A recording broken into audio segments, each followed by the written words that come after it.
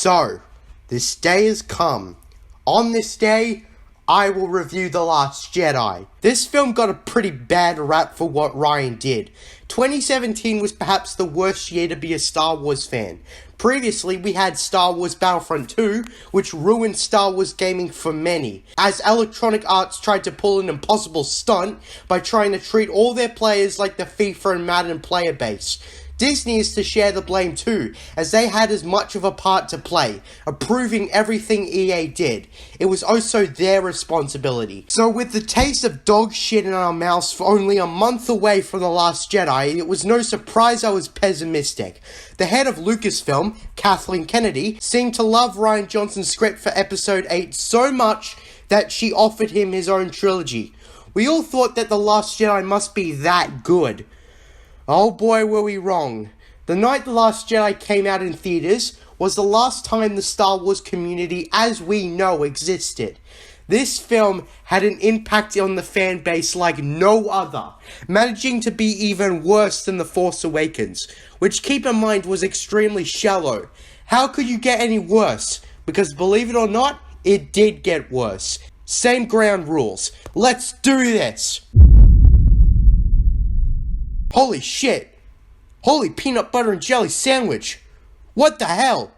What the holy fucking hell were they thinking with this one? Where the fucking hell do we start? This movie is one of the most poorly written, high-budget movies I've ever seen. I want to point out as much shit as possible. First, the title crawl. It's the worst in the series. It's worse than Rogue One, which had no crawl. Like The Force Awakens, the crawl fails to set up the state of the galaxy, the characters, and the factions, instead telling us the immediate plot again. There's absolutely no additional information, so this title crawl is just about useless. I think this comes down to the decision to set the movie mere seconds after The Force Awakens ended. That means the first Star Wars movie to be set immediately after a previous movie. Sequels in other franchises can do this fine, but in Star Wars, it's best to just stick with tradition. It's better that the characters have some off-screen development. This worked in the prequel and original trilogy. It's not a film-breaking decision to do this, but it's worth pointing out. However, that is the least of the film's problems. So the film, as mentioned before, picks up where we left off in The Force Awakens. Immediately, we've got the Resistance evacuating the unnamed Yavin 4 ripoff. The beginning problems arise when the space battle begins very early in the movie. This movie has the worst military tactics in any Star Wars movie. Now, every Star Wars movie has bad tactics, but with every previous movie, the characters were still intelligent. Plus, the battles were entertaining nonetheless. But in this movie, there are a lot of noticeable, horrible decisions made throughout the movie by characters that should know better. Tactics in the Star Wars saga weren't perfect, but they were good enough that the opposing side came across like a threat. They had some damn thought put into them. The battle in The Last Jedi make both the Resistance and the First Order look like a bunch of clueless buffoons. Their mistakes is something an average, inexperienced Joe would make, not a professional trained tactician.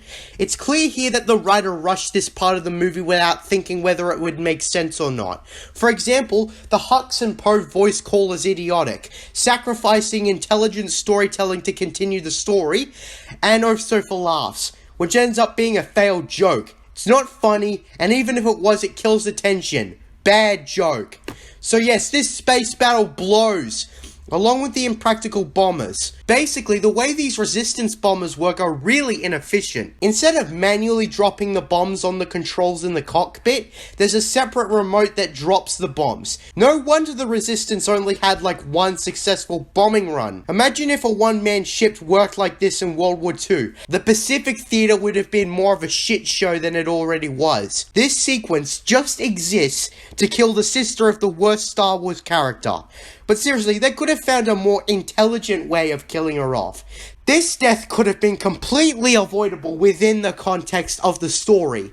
Another thing, vehicles in the sequel trilogy suck. They're either inefficient or rehashed designs from the original trilogy. I should have mentioned this in the Force Awakens review, but they weren't as prominent there. Of course, since this movie does everything the worst, I have to talk about it. Another thing to add is that Poe directly disobeys orders from Leia. In fact, why did the bombers follow Poe and not Leia? Leia told Poe to disengage and he refused. This leaves a plot hole. Why didn't Leia just contact the bombers to tell them not to listen to Poe? There's no way Leia would simply forget to contact the fleet. Okay, so anyways, the Resistance jumps into hyperspace. We cut to Hux. Some random First Order officer tells him that Snoke wants to speak to him. Snoke immediately swivels Hux around like a rag doll, and the way it's presented, it's kind of goofy. The sound effects don't help. This film turns a potential threatening bad guy into a fucking joke.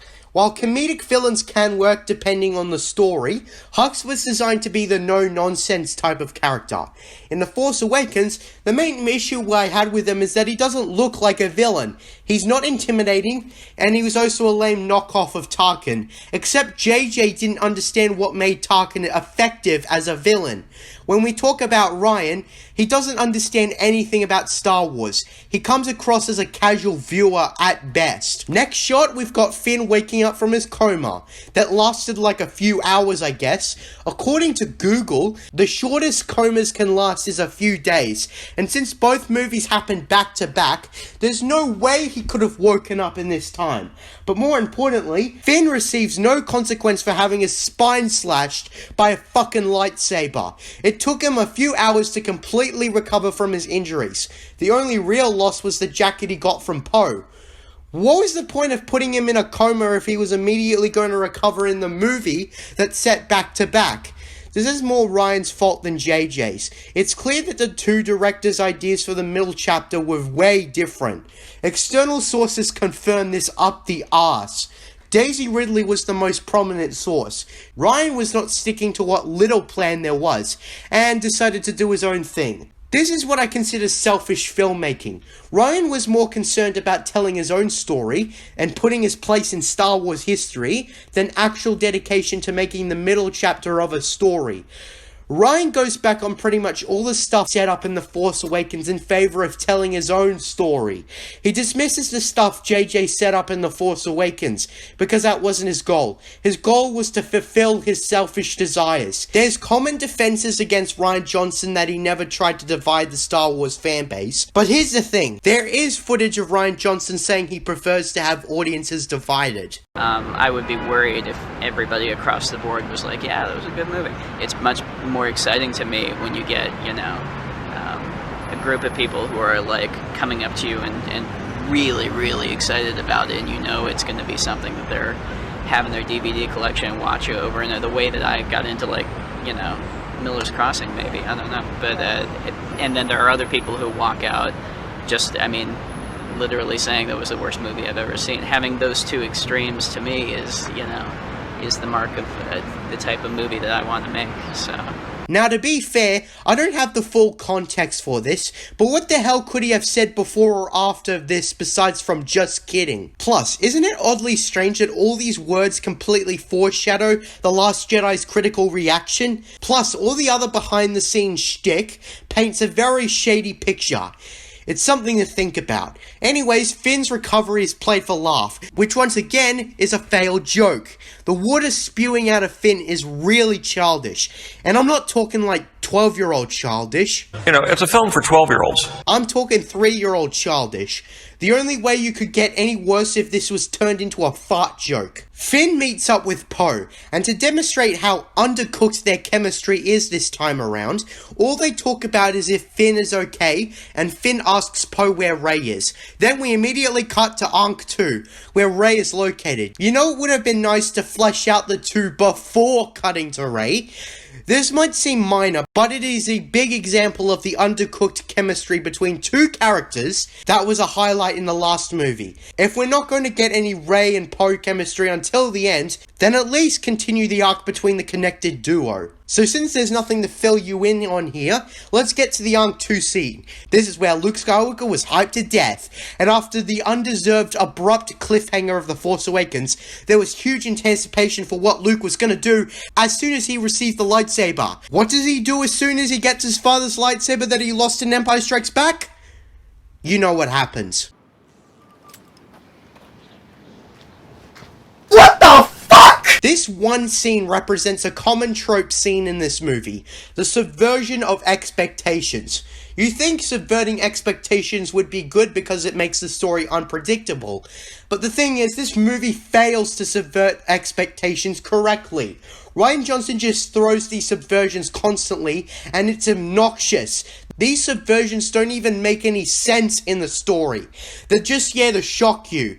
The Last Jedi is essentially a shock film. Everything is played up for shock value. That's all this movie is. It's just shock value. Just like a Serbian film, it throws shock scene after shock scene, right until the end. You know you failed when your movie intended for 12-year-olds is comparable to an exploitation film, only infamous because it decided to go places a filmmaker shouldn't go. Luke has no regard for his father's lightsaber. This is just to subvert expectations. So essentially, Luke just ignores Rey, at least until Chewie knocks down the door to his hut. Meanwhile, Snoke, who is finally revealed in the flesh, scolds Kylo Ren for losing to a girl who had never held a lightsaber in her life. Yeah, that's what he says. It's almost as if Rian was stroking his ego by jabbing at J.J. Abrams and calling him out for his poor writing, even though he continued the Mary Sue trope himself, making him come across as a hypocrite. This movie also doesn't bother exploring Snoke at all. Everything Snoke does is just there to serve the immediate plot. Just like The Force Awakens, this movie does zero world building. We still know nothing about the state of the galaxy, the characters, and the factions, and the answers to our questions. This film continues on giving us an overload of unanswered questions that still don't come at the end of the trilogy even. It's pathetic. Snoke's first proper introduction should have taken some time to establish who he is, what his goals are, where he came from, and a ton of other important shit that is in higher demand because the movie that had his first appearance didn't bother answering one bit. This movie is the longest one already, I know, but it would have helped to actually flesh out this thread. But of course, all Snoke does in this scene is scold Kylo Ren, which in the next scene causes Kylo to destroy his mask. Next scene, we have Rey and Chewie explain to Luke that the Resistance needs him in the fight against the First Order. Luke just continues to decline, so Rey just follows Luke around as he goes around his miserable daily routine with that infamous green milk scene. Then Rey has a look at a bunch of ancient texts in a cave or something, and Luke shows up to question her about who she is, and apparently Rey states that she's seen this place in her dreams. This isn't really fleshed out at all. It's just there to make the place feel more in tune with the Force. We've also got another failed joke when Rey states she's from Jakku, and Luke says, "Alright, that is pretty much nowhere." And Luke asks her why she came to Ankh 2 specifically. Rey basically says that she needs some Force training, and Luke states he will not train another Jedi because he came on this island to die. Two questions. Why did you specifically come to the first Jedi Temple specifically to die? And why did you not just commit suicide then and there?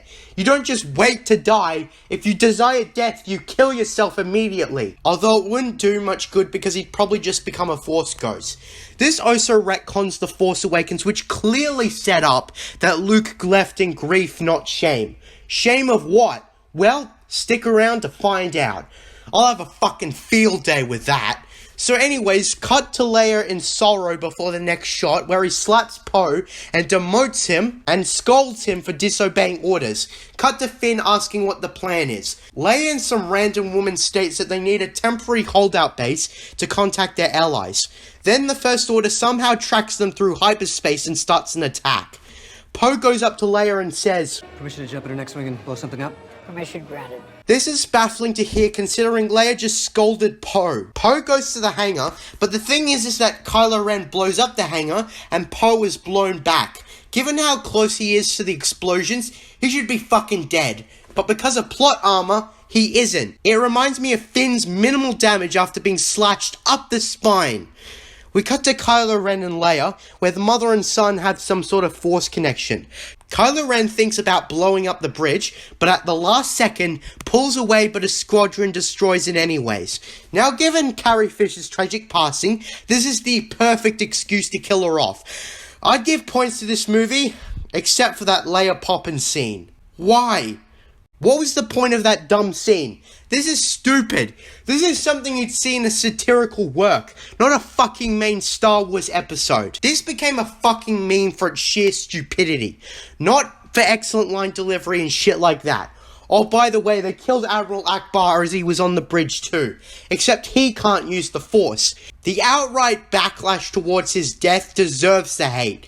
The voice actor for Akbar had passed away the previous year, and Rian Johnson killed him off like a bitch. There was no send-off for this character, he just died in the background. I am disgusted by his sheer disregard for this legendary character. A common defense for this is that Akbar is not important, he's just memorable because of the meme he created. To those people we say, eat shit and go die. Just because he's a minor character doesn't mean we can't connect with him in any way. Like I said in the Rogue One review, a character can have 0 lines and have 2 minutes of screen time, but a writer can still give us a connection to them. We know enough about Admiral Akbar to care about him. With the context of the previous movies, he is an admiral and a war hero. He led a fleet in the space battle against the second Death Star. He helped liberate the galaxy. We can give a fuck about this minor character as much as we want. So anyways, we have the pointless scene of Chewbacca eating a pork and to be stared at by live porks. This scene just exists to encourage toy sales. After some fan service, this all eventually leads to Luke finally agreeing to train Rey, just so he can explain why the Jedi need to end. Then we're introduced to... I really don't want to say this, but we're introduced to Vice Admiral Holdo. The character screams feminism.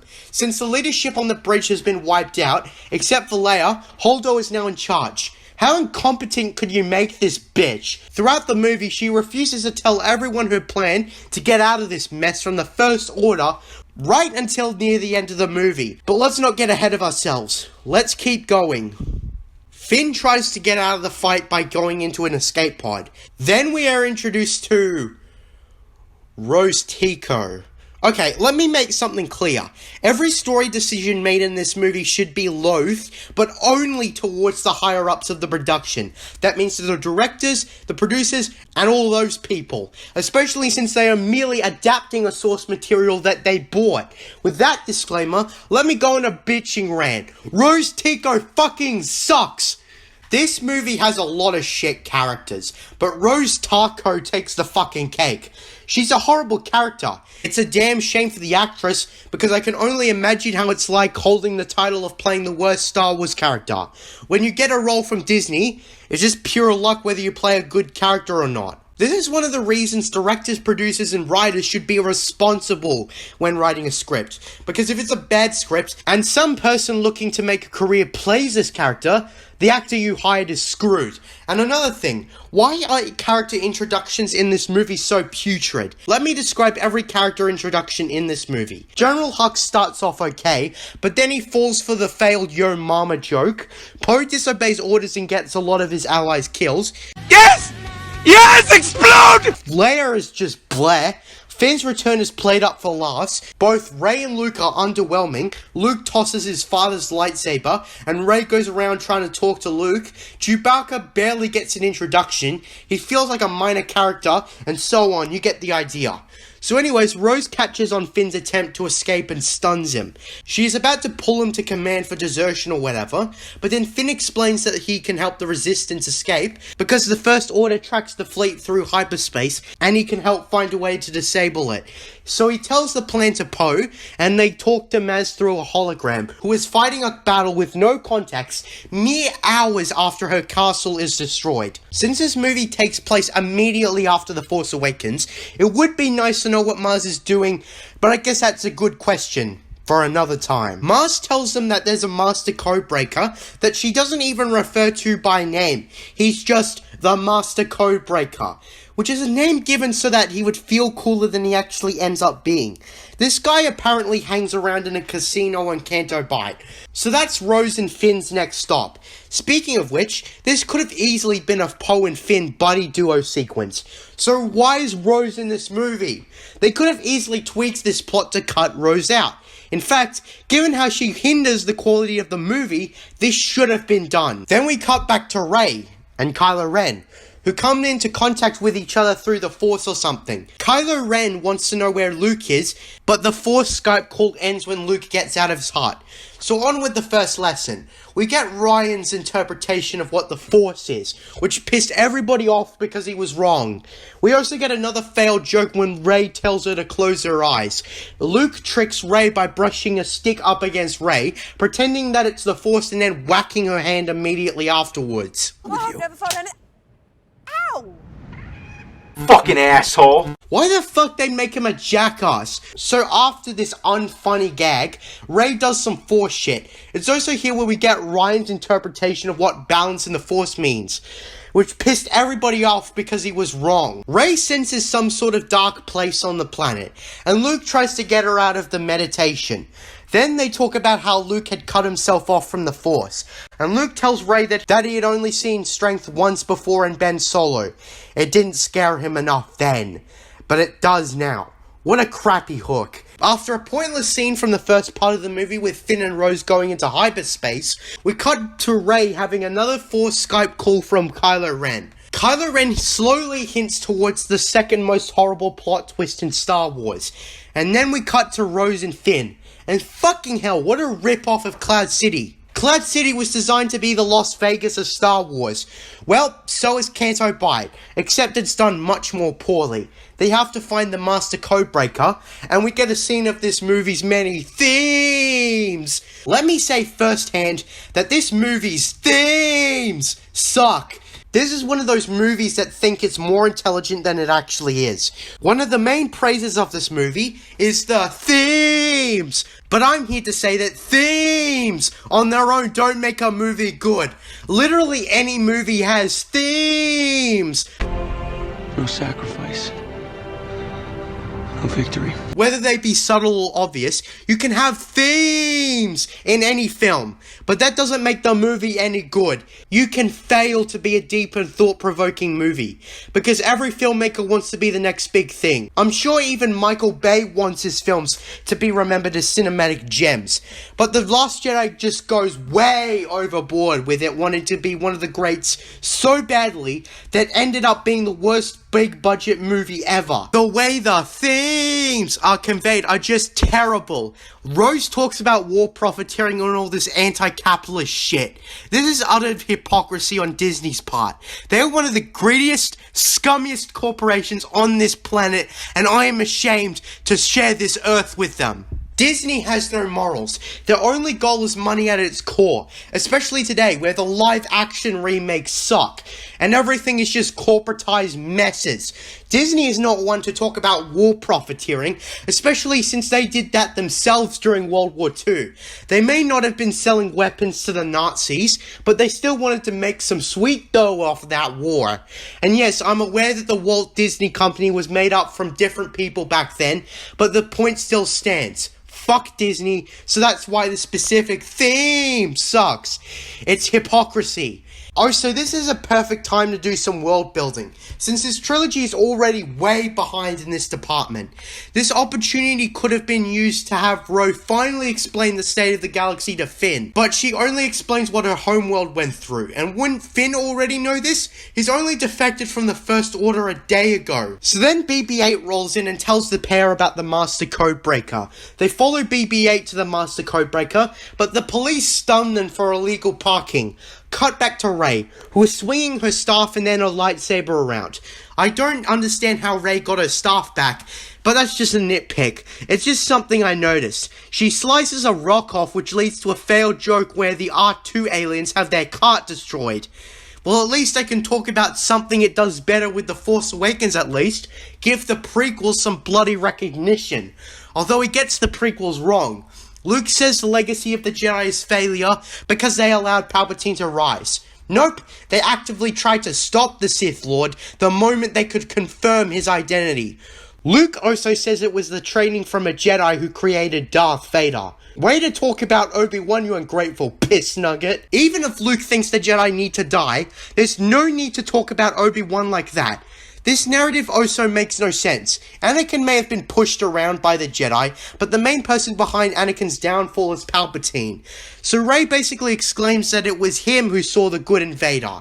Exactly. Luke doesn't even try to make an alternative. He doesn't even explain how Rey is supposed to beat Kylo Ren and Snoke. All he said so far is fuck the Jedi. So then Luke talks about Ben Solo and tells Rey about the darkness within Ben, where, given the reveal that happens later in the movie, Luke lies and tells Rey the version that The Force Awakens set up. When Kylo Ren swayed to darkness for a while, Luke went to confront him, but he tried to kill him. When Luke awoke, the temple had been burning with everyone missing. Oh, so we get this interesting line from Luke. The temple was burning. He had vanished with a handful of my students and slaughtered the rest. Wait, what? So Kylo Ren didn't kill everyone. Were the Knights of Ren the handful of students? Speaking of which, the Knights of Ren are nowhere to be seen in this movie. Such a big tease from the last movie, and we get nothing. Now, I'm not one to count external source material at face value, but the Knights of Ren in the comics are revealed to not be Luke's former students. In fact, they existed long before Kylo Ren turned to the dark side. I just want to make a point about how the Disney canon makes no sense, especially when it comes to the sequel trilogy era.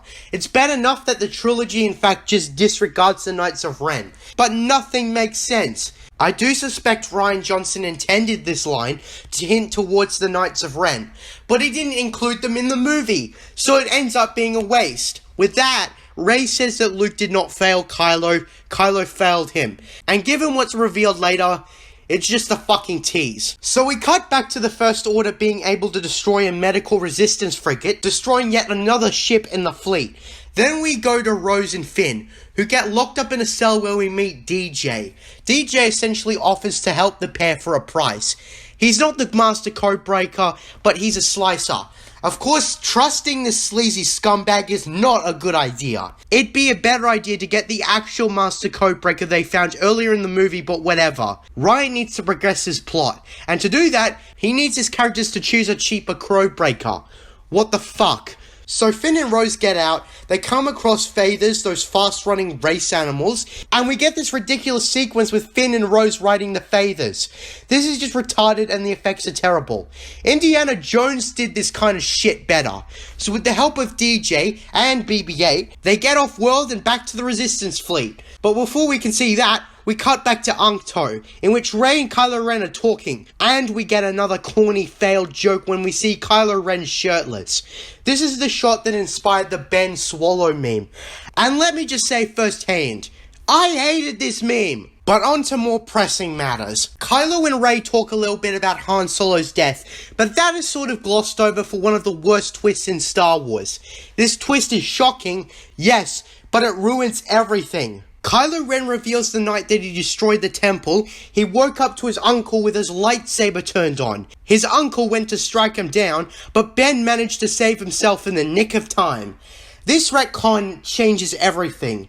No wonder there was so much outrage that Luke tried to kill his nephew out of nowhere, especially since Kylo Ren hadn't turned yet. What the fuck?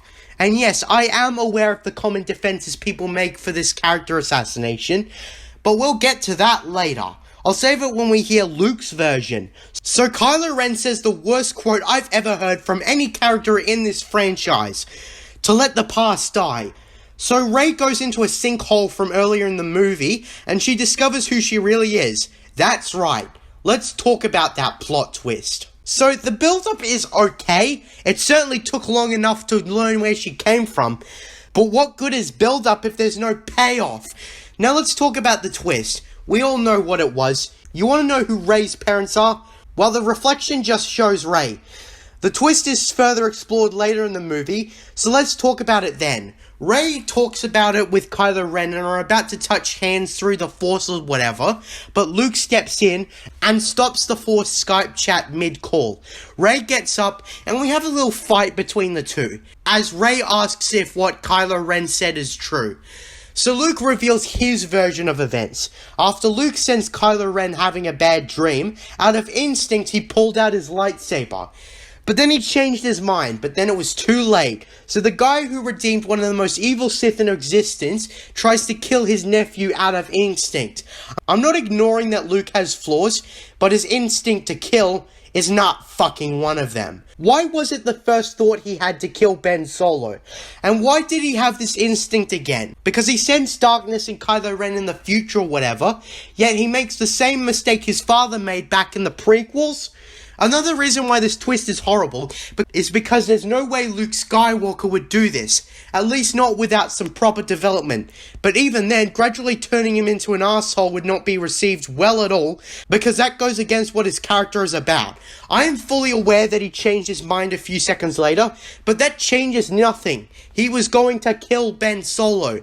This was all done to convey the themes of how true heroism is accepting one's mistakes and how failure is the greatest teacher and whatnot. But it didn't have to be conveyed this way. You could convey the theme of Luke struggling with his legacy of a living legend without making him a pathetic loser with the appearance of a scary homeless man.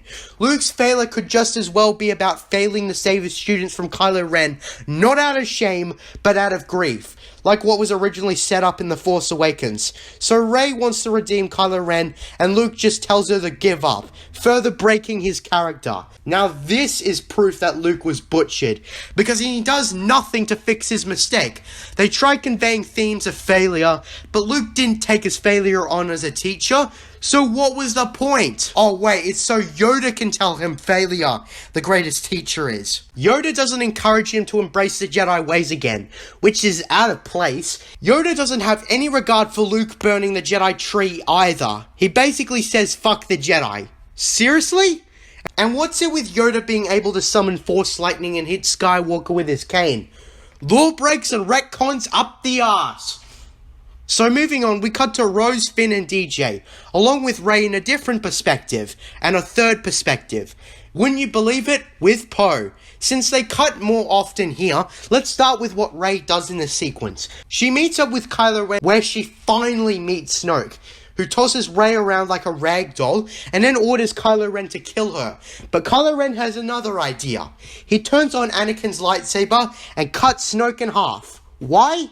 We learn nothing about this character by the time he dies. The common defense against this is that they bring up Palpatine and how he had no expiration till the prequels. Alright, we all know that Snoke is a rip-off of Palpatine. I don't care what the 9th movie says, but that doesn't mean you can defend this by bringing up Palpatine.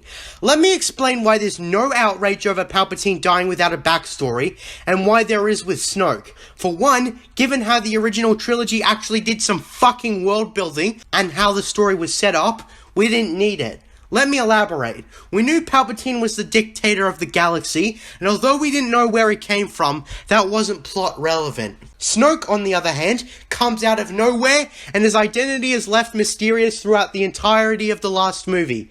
Given how the sequels did zero world building, we essentially have no idea what the First Order even is. Snoke was designed as a clickbait theory-generating mystery box that goaded you into seeing the next movie. The film's entire point was to set up the trilogy and explore the threads left hanging. So when you're yet to answer something like Snoke, we expect results. Not more fucking plot holes. We still have no idea where Snoke was, because he was absent from the original trilogy, and it was left a mystery on how such a powerful Force user came to lead the First Order. Who is he? What is he? Where is he? How is he? Among a billion other questions that were sparked from this character. Palpatine, on the other hand, was not designed as a mystery box given how the story was set up, since the world building of the original trilogy established who he was. He was the dictator of the galaxy, he was the leader of an empire that imposed martial law on the galaxy. His backstory didn't need to be told. We knew who he was because the OT actually bothered to explain it. So yes, Snoke's story matters. A fuckload. Especially since he was a selling point for this trilogy. So Snoke dies, we don't learn anything about him, and instead we get a fight with his guards. This is all meant to set up Kylo Ren as the true villain of the trilogy, which obviously wasn't the original plan. So Kylo Ren tries to get Rey to join him, she refuses, and to convey the themes of the past and shit. And seriously? That's how you get rid of Anakin's lightsaber? fuck off. Also, before we move on, I want to explore the twist that's confirmed earlier in the movie. So, Rey is nobody. The worst reveal that could have been made. This is the worst reveal they could have made. Keep in mind, there's already outrage over Rey's lack of flaws, and Rian decides to spite this and make it even worse. Rey being nobody is not a clever decision, as Rian completely disregards The Force Awakens, which puts so much emphasis on her lineage that demanded answers. Instead, we get another lackluster answer or lack thereof in this mystery box. People say that Rey being nobody is a good twist because the film conveys the themes about how anyone can be a Jedi without having some gifted lineage. The first half of that is wrong. I take it back when I said Rian gave the prequels some recognition. He retconned those movies to shit. If everyone has the potential to be a Jedi, why wasn't there more Jedi in the prequels? Rian just ignores the concept that grounds the Force, the midichlorians, so this is a fucking retcon. Now keep in mind, I said the first half. To prove my problem with this decision wasn't that my personal fan theory wasn't confirmed, which is something the Out of Touch try to make you believe. Anakin Skywalker, an actual good character, also came from nowhere. He was a slave on the desert planet controlled by the Hutts, where he and his mother were servants to a dirty alien known as Holdo. The difference between Anakin and Rey is that Anakin was set up differently. First, it's actually explained why he's so powerful. It's because he's the chosen one, because he was conceived by the midichlorians. So despite him coming from nowhere, his power was explained. Now to Rey. Rey's lineage was a clickbait theory generating mystery box. If you're going to put a lot of emphasis on her parents, then there has to be an actual payoff. Rey being related to no one isn't bad in itself, but given how she was set up, she kinda actually needed a far more impressive explanation. I always thought they should have explained Rey's lineage in the very movie she was introduced in. Going with JJ's original idea before Rian scrapped it, Rey being a Kenobi descendant would have been just fine if revealed in the story Rey is set up in. Perhaps this revelation gives more development to Obi-Wan beyond the grave. It could be revealed that he was not much of a celibate Jedi, and the reason he discouraged Anakin from pursuing a relationship in Attack of the Clones is because it led to disaster for him when he tried it. With this, if we're going to make Rey a Jedi who has Obi-Wan's power, this could actually be more tense with Luke's training, since Obi-Wan was not as powerful as most Jedi Masters due to a more limited midichlorian count. So this would make Rey not a Mary Sue, as she would have to work harder than Luke, who is naturally more powerful. This isn't just an idea, but it's a better setup than what we got, don't you think? So yes, Rey being nobody sucks. What comes next? Hux walks in and sees both Kylo Ren and the deceased Snoke and is turned into more of a goof. With this, Kylo Ren takes over as Supreme Leader. Now let's talk about what Finn is doing. He, Rose and DJ sneak into the First Order ship to deactivate the tracker. They sneak on board in uniform and are almost successful but get caught. DJ is predictably revealed to be a rat as he gets his freedom by revealing information about the Resistance escape plan to Crait. This was blatantly predictable. DJ's appearance itself tells you his role in the story. He's a rat. So with this betrayal, Phasma, who gets as much screen time as the last movie, has less of an impact in this movie, as this film decides to kill her off. When we get to the hyperspace maneuver, we'll touch on that later, it causes enough chaos to get Finn to have an actual fight with Phasma. We also get a ridiculous scene of BB-8 being an active battle participant by hijacking vehicles and killing everyone on the enemy side. We get a fight scene that's too short between Finn and Phasma, and Phasma pushes Finn off the edge seemingly, which leads to, you guessed it, another failed joke. And then Phasma dies like a bitch. 2 movies are doing fuck all and dies without doing anything. What was the point of Phasma exactly? Just to sell toys? You could have made Phasma a rival to Finn in 3 movies, with Finn getting his ass kicked in the first 2 movies, and Finn triumphing at the 3rd. It's a simple arc, I know, but it's better than this shit. Now let's talk about Poe. Poe starts a fucking mutiny because Holdo took too long to explain the plan. During the mutiny, Leia wakes up and stuns Poe. Then we get the worst part. While Leia and the Resistance flee to Crait, Holdo says that she'll stay behind to destroy the fleet with a plan that in normal law would never work.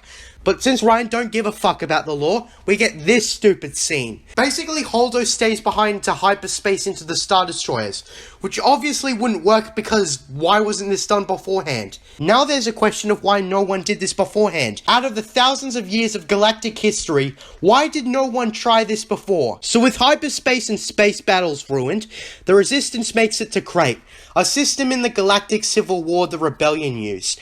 With the Resistance making a defense against the First Order, they use these vehicle things to travel across the salt surface of the planet.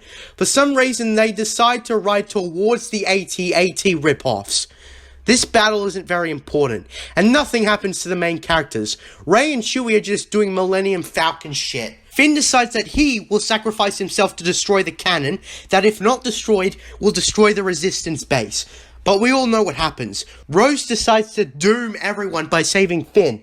This is a blatant example of plot armor. So now that Rose is doomed to Resistance, Finn goes over to Rose as they both crash, which could have killed both of them, you know. Which was nice thinking, Rose. Anyways, Finn is like, what the fuck? And we perhaps get the worst of any of the themes in the entire movie. Essentially, Rose spreads Ryan's message of killing not what you hate, but saving what you love.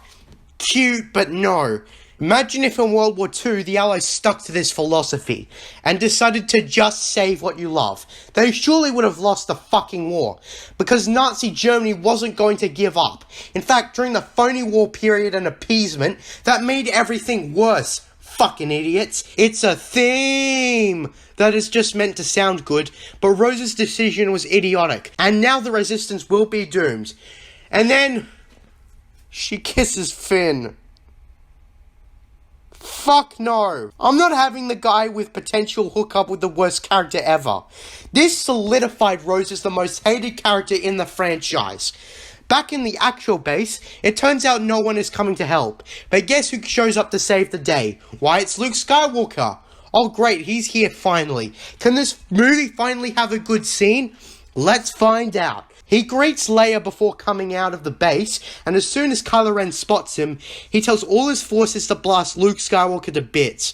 But Skywalker makes it unscathed. Kylo Ren and Luke have their final confrontation, which sounds interesting, but it turns out Luke was just force projecting himself. What kind of lazy shit is that? How did he even know which planet to project himself on? I don't remember a scene where anyone mentioned Crait to him. This death scene is emotionally hollow, and Luke died like a little bitch. It tries to be some artsy thing where nobody else in the rest of the movie dies except for him, but it isn't explained how he died. Meanwhile, Poe realizes what Luke is trying to do, and so they all escape when we see Rey, who got very little training, pull Force Mountains out of her ass. So with both Han and Luke butchered, we only have Leia left. And since the actress died, what the fuck else were they supposed to do with her? I guess there's a discussion for next time though. The Resistance gets onto the Falcon where they're all happy that they almost died. Imagine if the Titanic had this type of celebration happen from survivors. Anyways, Poe and Rey finally meet at this point. We're at the very end of the second movie, and this is when the two characters finally meet. And then we've got this stupid scene of the slave kids from earlier of the movie. Broom Boy uses the Force, which is just bizarre. Are you telling us we don't need training to become a Jedi, Ryan? Well, you do. Fuck off. This movie tries to be some sort of symbolic shit about becoming a Jedi and shit, but it falls fucking flat. Sorry to burst your bubble, Ryan, but you need both a connection to the Force and training to become a Jedi. So anyways, that's the end of the Star Wars as we know it. This film was such a disaster, and it's one of the last times in a while there will ever be excitement for a Star Wars movie ever again. But hey, at least it was original, right? Nope, this was a joint rip-off of Empire Strikes and Return of the Jedi. Walking out of the theater, I was bloody livid that this film rehashed the previous films. So you can imagine my shock when the Last Jedi defenders praised this movie for being original and bold. This movie is once again a dirty example of plagiarism. It might not have been as much of a rip-off as The Force Awakens, but that's really not saying much. We've got the Bespin, Dagobah, and Hoth rip-offs, and we've got plot points stolen from previous movies, like the Rebels/Resistance being on the run, Rey training with a reluctant teacher before she leaves early, the Emperor/Snoke's death in which both characters die easily, and a big battle that serves as the Empire/First Order's revenge. It's a fucking rip-off. I do not understand the chumps who say this movie is original. It's anything but. I suspect the only reason this movie was regarded as original by the Last Jedi defenders is because they didn't want to eat up their shitty words about how Episode 8 would definitely not repeat the rehashing of The Force Awakens. This is the worst story in the franchise. I'm going to give 0 points to the story. Why was Rian chosen again? His directing style is nothing like George Lucas. Even J.J. Abrams tried to make his movie look like Star Wars. So what we get in this movie is a huge step down. The only memorable shots are related to the worst moments in the movie, like Luke trying to kill his nephew, but that was probably the plot point itself, not the actual cinematography. This is especially baffling how Rian's goal was to make his shots look pretty, but he fucking failed even at that. The colours suffer the Rogue One problem of being undersaturated, and they managed to be even worse than Rogue One. There's really only 2 key colours in this movie, grey and red. That's it. Everything is either too grey or too red. Along with this, there's absolutely no visual storytelling. This is probably the worst in this regard. Rian doesn't even try. Now, it is possible to do a movie without visual storytelling, but it's a Star Wars thing to have it. There's absolutely no times we observe the world, there's nothing that stands out besides the immediate shit, and they don't show us anything. You need the volume on at all times to watch this movie. Hell, while rewatching this movie, I had to backtrack a couple of seconds back to hear some essential dialogue. Since this film's only way of conveying its story is through dialogue, it's essential that the dialogue is good. And we all know that there's no cool lines, and the film's memorable ones are more infamous than anything, since they involve retcons and like. Then there's the piss-poor choreography. All the fight scenes suck, especially the Praetorian Guard fight. There's videos breaking down the choreography and why it's bad, but to sum it up, it sucks because there's no way people fight like this, especially with the previous movie in the series. Now let's talk about editing. Jesus fuck, The Last Jedi has the worst editing in the franchise. The Last Jedi is the fat kid of the Star Wars film family. Not because it's the longest one, but because it has the most fucking filler in it. There's not a lot of individual filler, but they are big parts of the movie. The 2 biggest examples of filler include like half of the Ankh Toe shit. Seeing Luke Skywalker's routine was not necessary and just existed to pad out the movie. To further add to this, Luke keeps on playing word games with Rey to delay the plot, and like always, filler is always boring, and this is no exception. The second part of filler is everything involving Canto Bight, feeling more like a DLC side quest in a video game more than an actual part of the movie that should have happened. Not only is Canto Bight not needed, at least not as much as it was utilized, as they could have done rewrites to trim the movie. It seems like Rian Johnson just wanted to call his movie the longest one, but he couldn't come up with enough organic plot to fill the movie, so he instead decided to just put in unnecessary fat. That makes The Last Jedi very obese. Another huge complaint is that the pacing is awful. It's slow and it never has a good grip. It's possible to create a compelling story with slow pacing, but this ain't it. The Last Jedi has irregular scenes that would have never been edited into a Star Wars movie if George was in the editing room. There's something about this movie not feeling like a Star Wars movie. The no time jump is an obvious thing to point at, but the end scene of Broom Boy is out of place compared to every other Star Wars movie.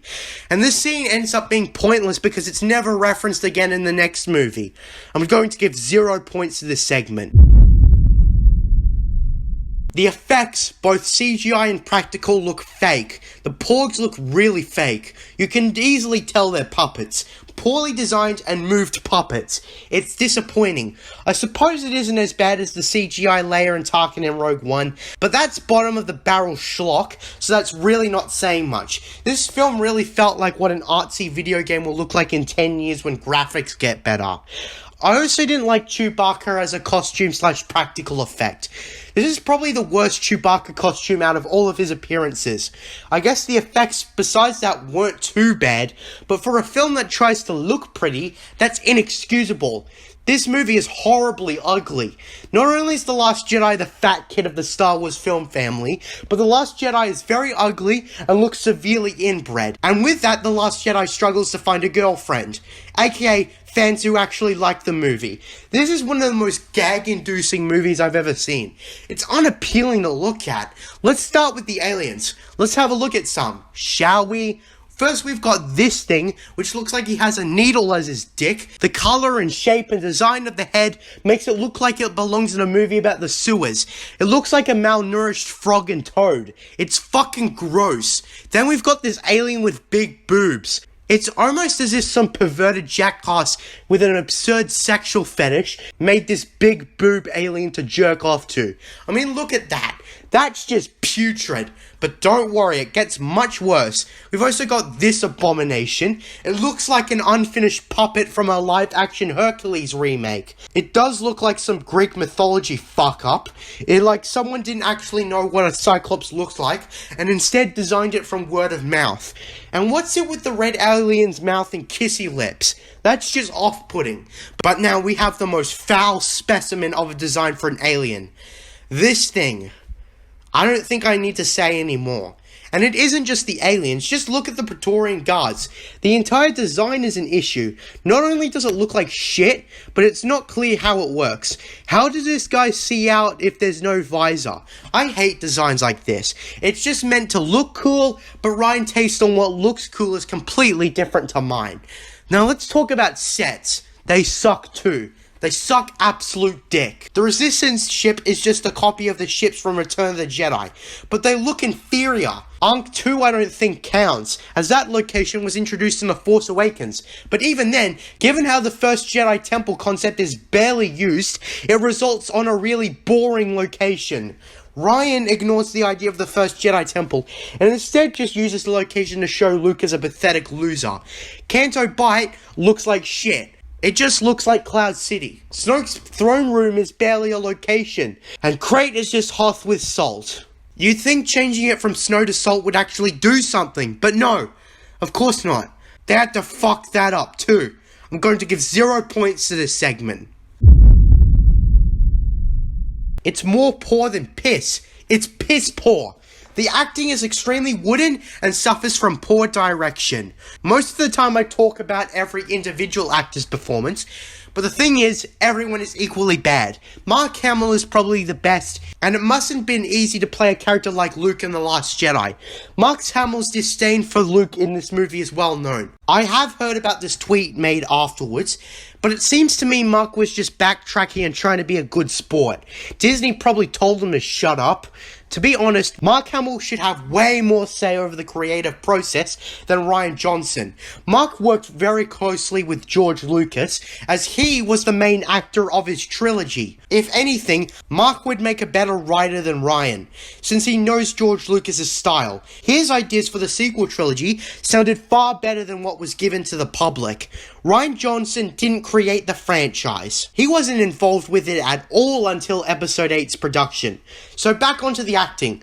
Really, any of Mark Hamill's expressions in the role can describe better in words my own reaction to this movie.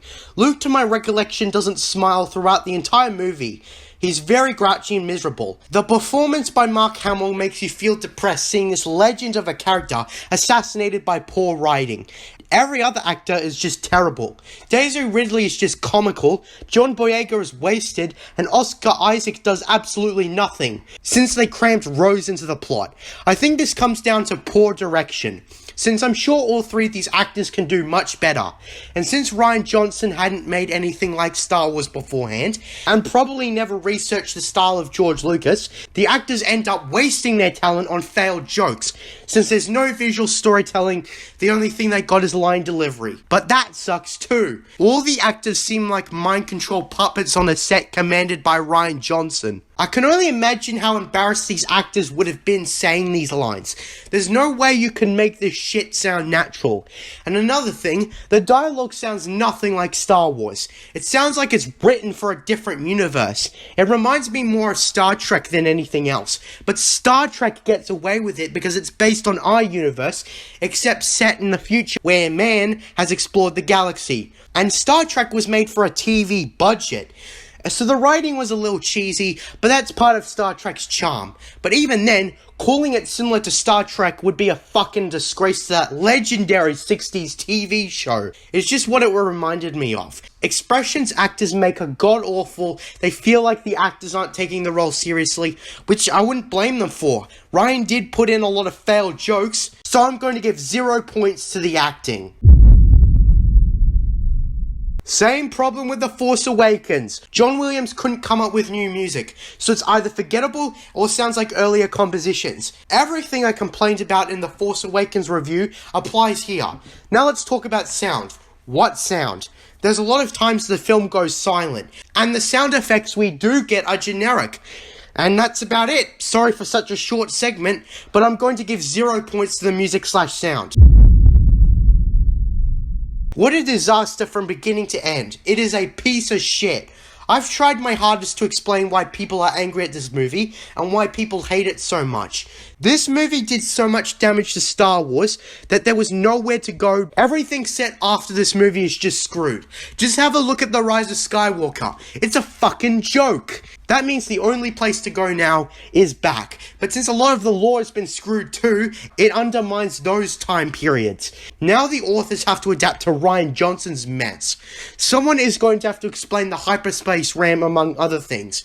It's just bad. Now I'm sure that a movie like Empire, which is just an 8-hour shot of the Empire State Building, is worse objectively, but this is no doubt the worst high-budget Hollywood movie in existence, filled with plot holes, cliches, unoriginality, lack of faithfulness to source material, bad acting, among a fuck ton of other things. This movie is just a fucking disaster. It's a fucking joke. Thank God the Rian Johnson trilogy has never happened.